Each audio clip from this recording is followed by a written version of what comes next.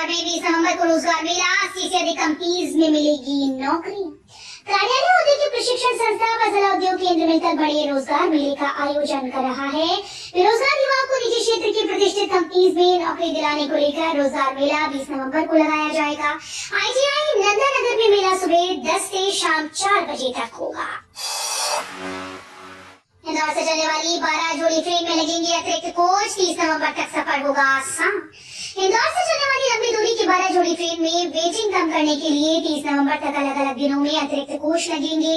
29 नवंबर तक इंदौर से चलने वाली नई दिल्ली एक्सप्रेस और 16 से 30 नवंबर तक नई दिल्ली से चलने वाली नई दिल्ली इंदौर एक्सप्रेस में थर्ड AC का एक अतिरिक्त कोच लगाएंगे।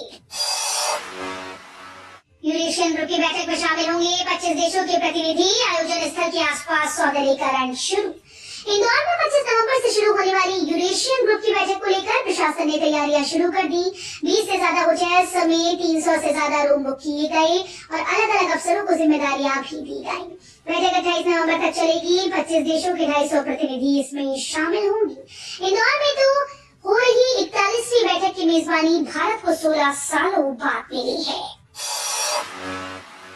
इंदौर में ESIC शुरू करेगा नया मेडिकल कॉलेज। इंदौर में एक और नया मेडिकल कॉलेज खुलने जा रहा है। इसका निर्माण कर्मचारी राज्य बीमा निगम करेगा। इसकी सहमति सरकार से मिल चुकी है। नंदनगर स्थित ESIC परिसर में कॉलेज बिल्डिंग का निर्माण अगले साल शुरू होगा। ये बिल्डिंग 40 साल पहले अस्पताल के लिए बनाई बिल्डिंग को तोड़कर बनाई जाएगी। बीमा निगम के अफसरों के अनुसार ये मेडिकल कॉलेज जबलपुर मेडिकल विश्वविद्यालय से संबद्ध रहेगा। भस्मारती दर्शन के लिए RFID बैंड से प्रवेश की व्यवस्था शुरू। ज्योतिर्लिंग महाकाल मंदिर में भस्मारती दर्शन में भ्रष्टाचार को रोकने के लिए मंदिर समिति ने रेडियो फ्रीक्वेंसी ID बैंड के माध्यम से प्रवेश की व्यवस्था शुरू कर दी है। मंदिर प्रशासन के अनुसार पहले दिन कुछ लोगों को बैंड बांधे गए, लेकिन 1-2 दिन में इसे पूरी तरह से लागू कर दिया जाएगा। पहले दिन कलेक्टर नीरज कुमार सिंह व समाजसेवी अभय यादव ने नई व्यवस्था का निरीक्षण किया। लाडली बहनों के लिए सरकार के पास नहीं बचे पैसे, कर्ज लेकर चल रहा काम, कांग्रेस ने कसा तंज। मध्य प्रदेश की राजनीति लाडली बहना योजना के वही विपक्ष यानी कांग्रेस नेता भी सरकार को घेरने के लिए इसी योजना का सहारा लेते हैं। मुख्यमंत्री डॉक्टर मोहन यादव के प्रस्तावित विदेशी दौरों पर भी PCC चीफ जीतू पटवारी लाडली बहना योजना के नाम पर ही तंज कसा। पटवारी ने अपने एक्स हैंडल पर लिखा कि सरकार के पास लाडली बहनों को देने के लिए पैसे नहीं बचे, सरकार कर्ज लेकर चलाई जा रही है। केंद्र सरकार ने निर्धारित किया गेहूं का समर्थन मूल्य, किसानों को मिलेगा 150 रुपए का फायदा। मध्य प्रदेश में इस साल भी गेहूं का बम्पर उत्पादन होने की उम्मीद है। इस बीच केंद्र सरकार ने साल 2025-26 के लिए गेहूं का समर्थन मूल्य निर्धारित कर दिया, जिस पर किसानों को 150 रुपए का सीधा फायदा होने वाला है। मध्य प्रदेश के किसानों को भी इसका फायदा मिलेगा। फिलहाल प्रदेश में गेहूं की बुआई शुरू हो गई।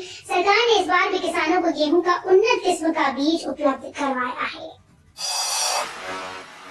ठंड ने दी इंदौर में दस्तक, उत्तरी हवाओं ने पारा गिराया। 15.6 डिग्री पहुंचा न्यूनतम तापमान।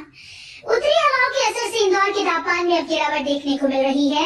पिछले 1 माह से ज्यादा समय से न्यूनतम तापमान सामान्य से अधिक बना हुआ था। इस सीजन में पहली बार शहर का न्यूनतम तापमान 15.6 डिग्री पर पहुंचा।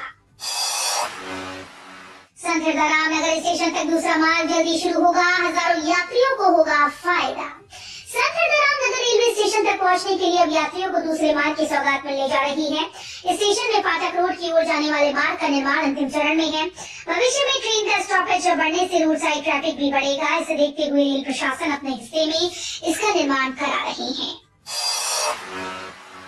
MP में अपमानजनक तरीके से हटाई पूर्व मंत्री माधवराव सिंधिया की प्रतिमा, 2 इंजीनियर सस्पेंड। नगर के शेडूल बाईपास चौराहे में लगी पूर्व मंत्री स्वर्गीय माधवराव सिंधिया की प्रतिमा को निर्माण के चलते चौराहे से अलग करने गली में रस्सी बांधकर उसे लटकाते हुए हटाया गया। मामले का वीडियो इंटरनेट पर प्रसारित हुआ तो वहीं कांग्रेस ने इसे पूर्व मंत्री का अपमान बताते हुए कार्रवाई की मांग की। मामला सामने आने के बाद मुख्यमंत्री ने मामले को संज्ञान में लिया। इसके बाद 2 इंजीनियर सस्पेंड कर दिए गए।